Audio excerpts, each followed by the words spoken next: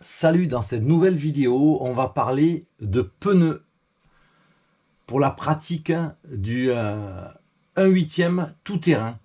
Alors c'est vrai qu'il existe une multitude de marques et on s'y perd entre les marques, les différents profils de pneus et les différentes duretés.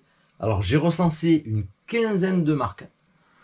Ça va du AK, Beta, VP Pro, Matrix, Sismic, Pro Circuit, GRP, T-Pro, Schumacher, J-Concept, Performa, Donuts, Hot Race, SP Racing et Proline. Alors enfin, Jetco, finalement, c'est de cette dernière gamme Jetco que je choisis de vous parler parce que je les ai utilisés ce week-end lors d'une course fédérale qui s'est déroulée au NSC. Et j'avais l'habitude de rouler avec du Jetco. Alors à la base c'était relativement simple. Dans la gamme on avait 3 duretés: ultra soft, super soft et soft, et 4 profils de pneus. Alors du plus gros crampon au plus petit crampon, on avait du Dirt Slinger, du Block-in, c'est celui-ci le Block-in, voilà. Le Sting, c'est celui-ci. Il a un profil de crampon un petit peu plus petit. Voilà. Ici c'est le Block-in et ici c'est le Sting. Et enfin on avait le Lesnar qui était vraiment en tout petit picot. Alors cette marque, elle vient de commercialiser 3 nouveaux profils: le Red Devil, le Positive et le J0. C'est effectivement ce J0 que j'ai testé à la course et je voulais vous en parler. Alors j'ai pu récupérer grâce à un distributeur qui était sur le circuit le jour de la course. C'est le magasin Plein Gaz de Fréjus-Saint-Raphaël. Il a eu la gentillesse d'amener un peu de stock. Et j'ai pris ce jour-là du J0. Alors sur jante blanche en soft. Alors c'est toujours conditionné dans une pochette plastique qui est réutilisable d'ailleurs, puisqu'on peut la refermer. C'est estampillé USA Rubber, donc ce sont des gommes américaines. Et l'Octitpass, c'est la nouvelle série, parce qu'on avait eu une série au tout début de cette marque où il y avait eu des problèmes de colle. Hein. Et maintenant, quand on a l'Octitpass, ça garantit un collage parfait, en tout cas fiable, pour pouvoir passer une journée sans encombre.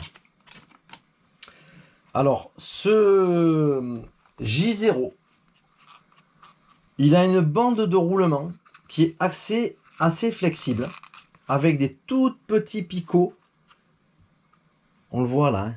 Alors, le pneu, il a roulé toute la journée hier. Il a fait 5 minutes de qualification, plus 3 fois 5 minutes de qualif et 30 minutes de finale. Donc là, j'ai les 4 pneus qui ont roulé hier. Et j'ai été très agréablement surpris du peu d'usure, voilà, que j'ai pu constater en fin de journée sur ce J0. Alors, comme je vous l'expliquais ici, on a une bande de roulement qui est assez souple ici, assez flexible. Voilà, au niveau de la structure interne du pneu, ça évite la centrifuge. Donc il a un profil très plat, on le voit, hein, plat. Et il n'y a pas de centrifuge. Ça, c'est assez agréable. On a toujours la même sensation, que ce soit sur le plat, en virage, en sortie de virage, ou en saut, ou en réception de saut. On a vraiment toujours le même comportement. Et le fait qu'il n'y ait pas de centrifuge, on garde tout le temps le contact avec le sol. Voilà. Donc après 1 heure d'utilisation, moi j'en ai été super content. Hein. Ils sont peu usés, ils vont me permettre d'être réutilisés pour des entraînements, mais je pense qu'ils ont encore une bonne durée de vie encore. Hein. Bon, évidemment, c'est des hexagones en 17, hein, comme tous les pneus TT 1/8. Et moi, je le recommanderais en tout cas sur le circuit du NSC, où je me suis bien amusé hier lors de cette course. Et ce nouveau profil, il est vraiment sympa. Alors, sur les qualités de gomme, on avait toujours de l'ultra soft, du super soft et du soft sur les premières séries, sur les 4 premiers profils. Et sur les 3 autres profils qui viennent de sortir, ils ont créé du composite super soft, du composite soft et du weight. Donc c'est l'équivalent des premières séries, mais pour des terrains qui sont multi-surface. Et le weight, c'est pour les terrains humides. Voilà, c'était un tour d'horizon de la gamme des pneus Jetco.